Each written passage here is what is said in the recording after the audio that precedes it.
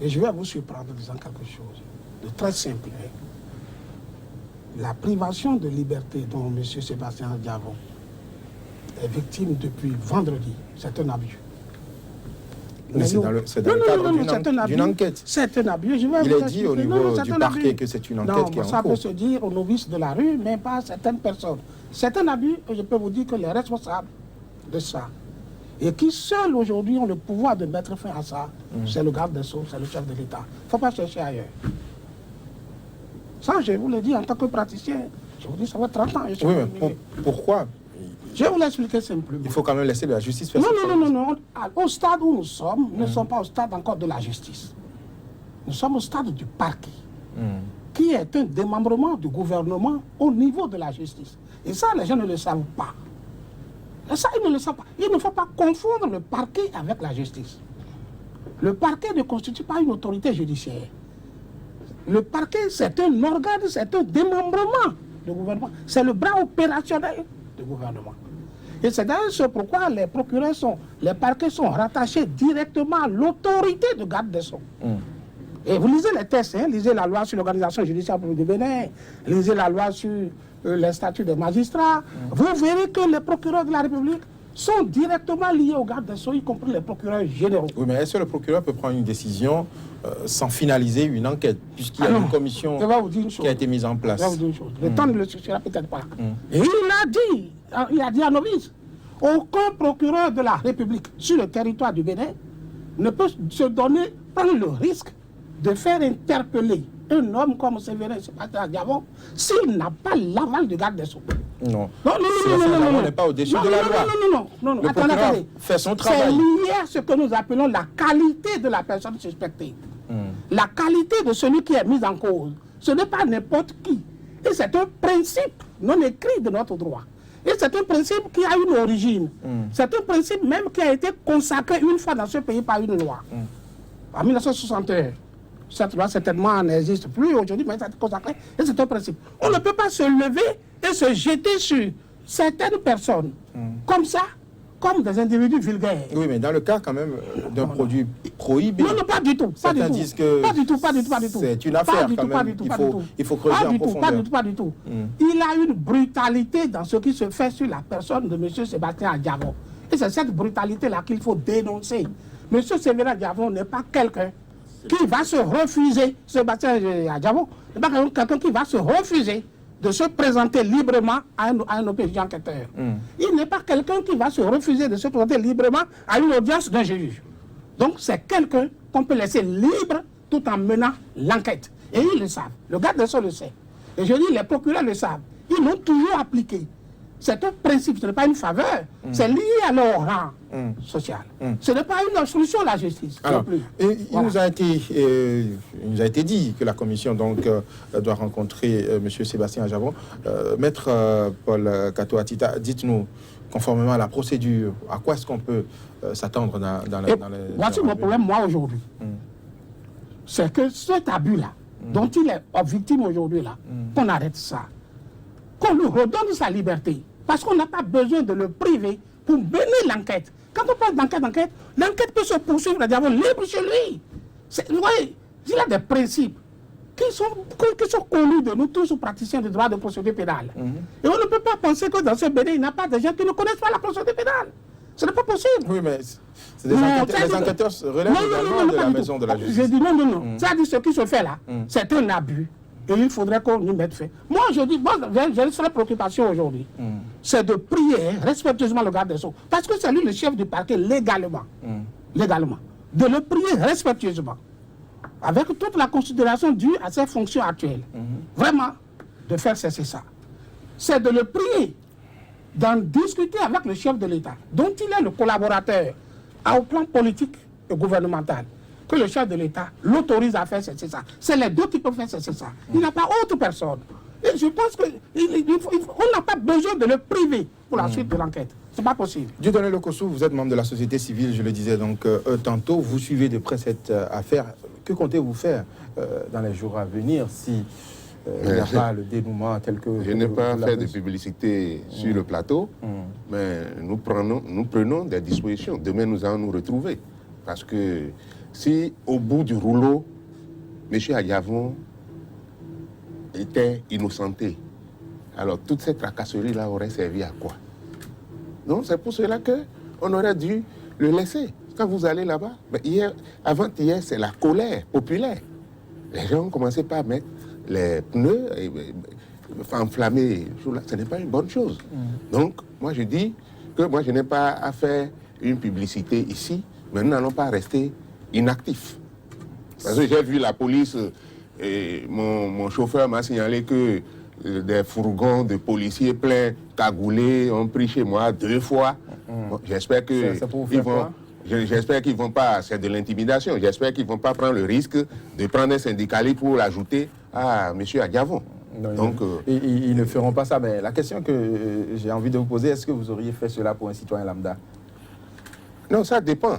Mais ça dépend des relations que nous avons avec M. Adiavon. M. Adiavon, c'est le patron des patrons. Nous nous retrouvons au BIT. Il a été président du conseil d'administration de la Caisse où j'ai été membre. On est restés ensemble. Je peux témoigner de son honnêteté. Et tous ces gars qui sont là aujourd'hui, politiciens, il les a aidés. Mais ce n'est pas une raison. Et je dis que si sa responsabilité était engagée, bon, la loi n'a qu'à être appliquée. Il est citoyen. Mais maintenant, au cas où les préjudices qu'il aurait subis, comme l'a dit Maître, est-ce qu'on a besoin de faire tout ça? On est en train de ternir l'image de notre pays. On veut détruire un opérateur économique de grande taille. Et moi, les emplois, les gens qu'il nourrit, mais on va faire quoi? On veut qu'on ferme la maison? Donc, moi, j'ai vraiment de doutes sur un certain nombre de choses, mais j'attends. Mais il faut laisser la justice faire son travail. Des affirmations gratuites, mais je dis que je présume qu'au bout du rouleau, on va découvrir la vérité. Tout à fait. Il faut aller jusqu'au Brésil, il faut voir le circuit du navire, et comment est-ce que le plan a été changé, et on est venu, on a ouvert tout de suite, on a découvert, on a dit, on a conclu, et on veut accélérer les choses. Donc laissons la justice peut-être faire son travail, mais je pense que les praticiens de droit eux-mêmes, les avocats, tous ceux que nous on a vus, avocats, n'ont pas apprécié ce qui se passe. J'ai même vu des juges là, aujourd'hui, qui ne sont plus aux affaires. Donc moi, je crois qu'on n'a qu'à faire économie de ces faux bruits que nous faisons dans le pays et que les images sont projetées vers l'international. Et RFI diffuse ça à satiété. Ce n'est pas une bonne chose. Et on a trop de problèmes dans le pays. On a trop à s'occuper des affaires et non à chercher à s'occuper des personnes qui aident pour le développement socio-économique de notre pays. Maître Paul Kato-Atita, est-ce que vous, en tant que membre du collectif des avocats de M. Sébastien Adjavon, est-ce que vous avez mené quand même des démarches vers le garde des Sceaux pour comprendre de quoi il s'agit? Parce que vous aviez dit qu'il est le seul à pouvoir intervenir. Il est le seul qui peut aujourd'hui... Quelle démarche vous aviez eu à mener? Pour le moment, moi, il a d'autres personnes plus habiles. Le garde des Sceaux ne peut pas dire qu'il ne connaît pas, c'est Sébastien Adjavon. Le président de la République ne peut pas dire qu'il ne le connaît pas. La qualité de l'intéressé, il ne faut pas oublier ça en procédure pénale. Le juge pénal ne se met pas. Je dis, non, ils le connaissent. Je vais vous décrire, moi, alors ce que c'est que Sébastien Adjavon. C'est le chef du patronat en République du Bénin.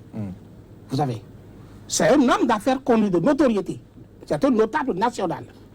Mais c'est surtout un candidat aux dernières élections présidentielles et qui est venu 3e.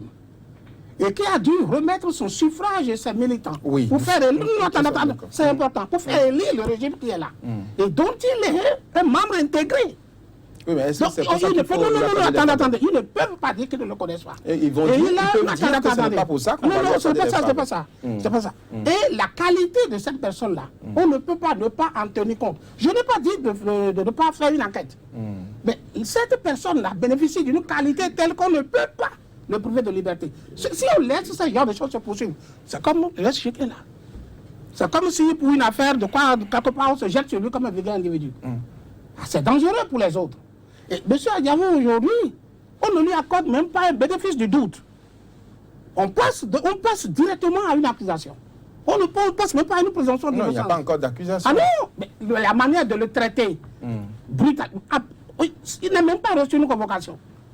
Il était à la fin d'une conférence de presse quand on est venu le chercher, avec une brutalité sans pareil, de commissariat en commissariat, de brigade en brigade, jusque dans le port, ainsi de suite, regarder la compagnie, comme un individu vulgaire. Ce n'est pas normal. Ce n'est pas normal. Et vous pensez que la normal. procédure devait être quoi avec, La procédure, quand on est en face d'une personne de qualité comme ça s'organise avec plus de douceur. Il n'a pas bénéficié de douceur de leur part. Et aucun OPJ ne pouvait le traiter avec cette brutalité s'il n'a pas eu l'aval d'un supérieur. Aucun procureur de la République... Ça, nous n'avons pas... Non, c'est la procédure. C'est nous les praticiens qui connaissons ça. Oui. Et aucun procureur ne peut traiter ça s'il n'a pas eu d'aval supérieur. C'est nous sommes du milieu. Et c'est la déontologie qui est là. C'est les règles de soumission hiérarchique. Face à des gens de ce genre. Il faut traiter ça avec beaucoup plus de tact.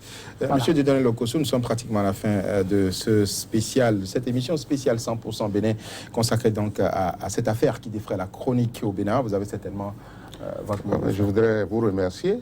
Et c'est que vous prenez des risques.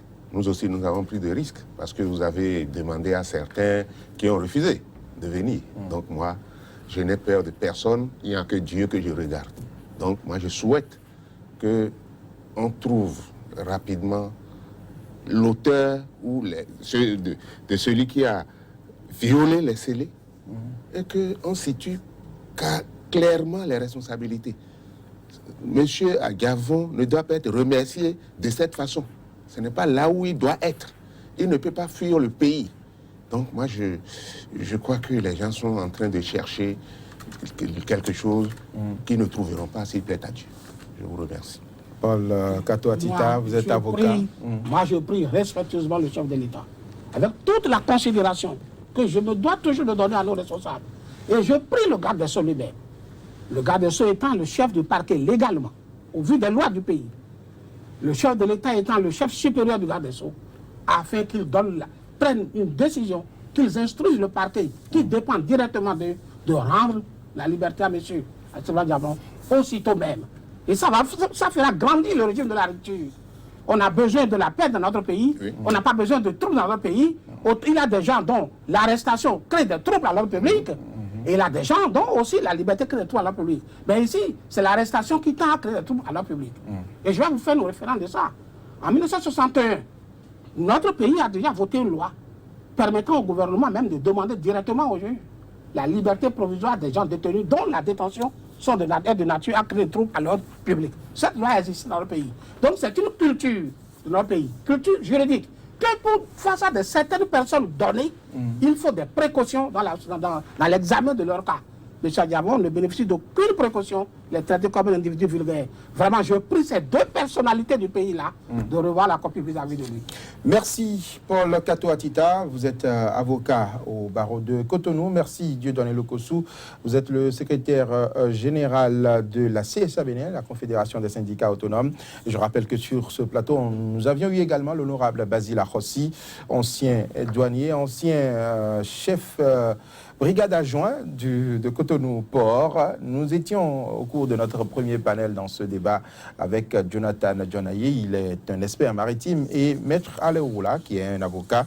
Madame, Monsieur, ce sera tout pour cette émission spéciale 100% Bénin consacrée à cette affaire qui fait actuellement l'actualité au Bénin. Merci de nous avoir suivis et très bonne suite de programme sur Sika, la chaîne qui vous présente le vrai visage de l'actualité sur le continent africain.